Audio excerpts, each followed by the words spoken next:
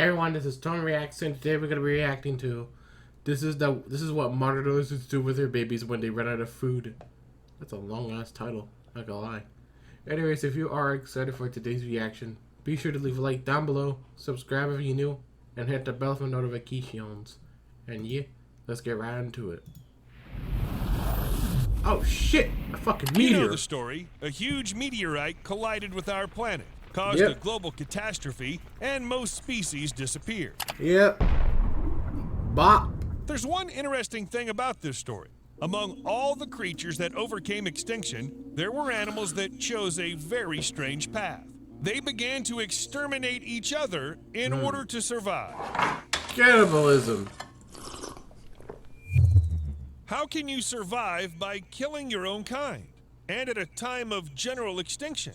Well, of course, the monitor lizards resorted to many ways, but cannibalism was among them. And that seems absurd. Other species around are rapidly disappearing. What's the point of speeding up the process for themselves? Unless one hopes that it will somehow give them strength. But only very superstitious people followed such logic. You've probably heard something like, eat the beast and get its powers. It even has a name, sympathetic magic.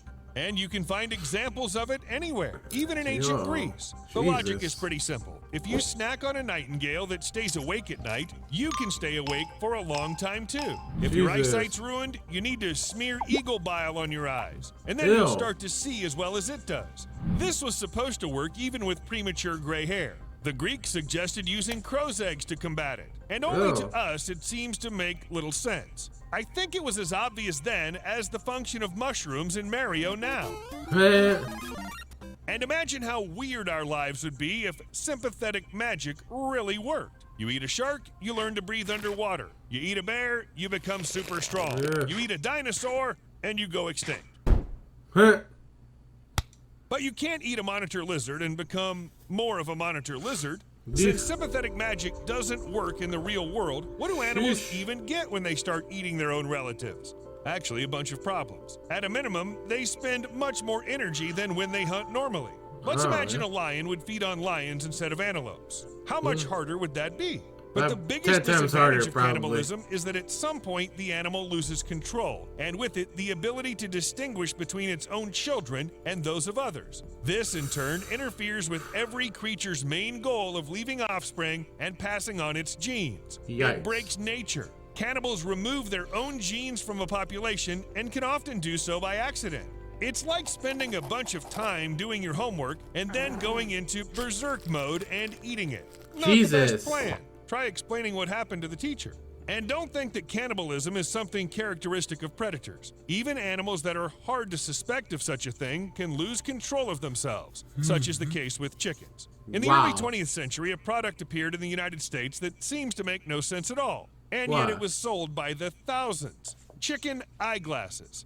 I'm not kidding. Mass production was set up, and farmers actually bought their birds these tiny accessories. And they weren't glasses that would help chickens see better. They were actually kind of like sunglasses, only they didn't protect from the sun at all, even though they had pink lenses. Yeah, chickens wearing rose-tinted sunglasses. I'll give you a couple of seconds to think about this historical fact, but it wasn't just a fashion trend. It was an attempt to solve the problem of chicken cannibalism. Birds usually behave more or less normally in the wild or inside a small chicken coop. Gentle pecking is normal behavior in a flock used by dominant individuals as a way of reminding everyone around them who's the boss. But when thousands of birds are close to each other, nature just fails. And this innocent practice turns into a horror movie. As a result, several of the inferior birds are simply eaten. It was suggested to put rose-colored glasses on the chickens to avoid this. Supposedly, if chickens looked at the world painted in shades of red, they wouldn't notice the blood and would stop going crazy. Did it help? I don't know. Some people think it was just a myth, a publicity stunt to sell more glasses. I hope the ultimate goal was a big chicken rave. Otherwise, what was it all for? Are you ready to lay some eggs? Yeah! Wait a minute. Cannibalism isn't just for chickens. It also happens in the wild. And Right. it leads to serious problems. Yikes. Evolution figured out a long time ago that if animals eat their own relatives, there would very quickly be no one left on the planet, and then we would have to start all over again. Perhaps this is why cannibalism is a last resort for many animals. However, there's another participant in the process who only waits for some animal to make a mistake. These are parasites, viruses, and other sources of disease that use such failures in the system as a way to infect, and they know how to wait. During the Spanish flu epidemic in the early 20th century, 25 to 50 million people died. This made it one of the deadliest in human history. But the scariest thing is that there are still places in the world where the virus could return. In the Norwegian settlement of Longyearbyen, there's a law that bans burials in the town cemetery. You've probably heard of it. It's often called the prohibition of dying. But that's not quite right. Since 1950, no one has been allowed to bury the dead here. That's when it was discovered that the bodies of residents who died in the Spanish flu pandemic had not yet begun to decompose. Today, scientists fear that bodies preserved by the permafrost in which they were buried may still contain live strains of the same virus. And the strains persist, even though more than 100 years have passed. I don't think we need to release them now. But let's go back to cannibalism. It does cause a lot of problems. So what's the point of eating your own kind? In fact, animals get much more problems than any benefit. Really? Or is there some after all? Well, not so much really. Besides the obvious chances of surviving in the absence of other food sources, scientists also speak about a special diet that allows animals to get all sorts of nutrients without any extra admixtures. Let me explain how this works. For example, a cow is eating some grass, but in order to squeeze out all of the most useful things from it and then remove the unnecessary from the body, they need to waste energy. At the same time, the cow that eats another cow will get all the same nutrients, but they're ready-made. I'll be right back. I'll be right back. By the way, some animals show miracles of regeneration. Why don't they start eating themselves? Or are tails nutritious enough for lizards? What? They do eat them? Yep. Lizards easily get rid of their tails when necessary because they can grow new ones. But that doesn't mean they just toss the spare body part afterwards. First, it's better to clean up after yourself so as to not give predators a clue as to where you are. And second, the tail is a source of healthy fats. Some lizards even use it as a kind of storage. So there's no point in just losing their tail. And it's pretty handy to always carry a supply of snacks with you. But eating a tail wouldn't be enough for Komodo dragons. Let alone they use it as a hunting tool. However, even if the dragons could lose their tails just as easily as some lizards, it still wouldn't be enough for them in times of famine. If you've ever seen a Komodo dragon, you know what I'm talking about. They're huge. 9.8 feet in length, 154 pounds in weight. Of course, one tail would not be enough for such a dragon, and they still need to waste energy to grow it back.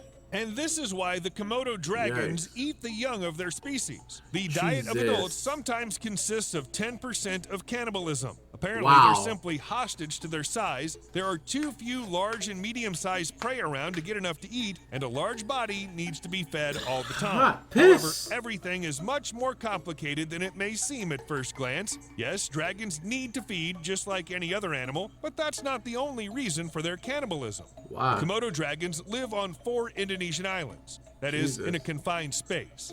This is why they've grown so big. But it also means that the available space and resources on the island are finite. And that's where cannibalism comes to the aid. As strange as it sounds, it helps control the population by keeping it from growing too large. Predators usually do this, but the dragons are at the top of the food chain. So there's no one to hunt them. They have to use their own resources so that they have somewhere to live. In the animal kingdom, beasts deal with territorial disputes in a quite peculiar way.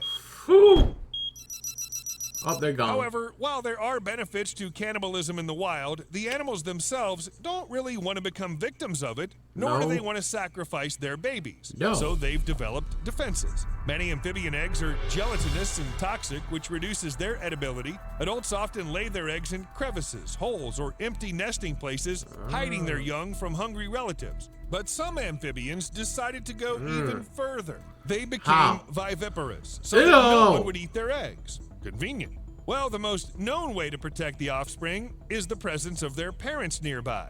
But sometimes animals get completely lost and can eat their own children. What Wow. to do in this case? Well, it seems to be the same as in all others. When the parents turn into dangerous predators for their offspring, protection starts working against them too. Does it help? Probably not always, but going against nature is not easy, even when it comes to its failures. See you later. Alright. Thank you all so much for watching. I hope you enjoyed this video. If you do like this video, be sure to leave a like down below, subscribe if you're new, and hit the bell for notifications. And yeah, I'll see y'all later. Bye.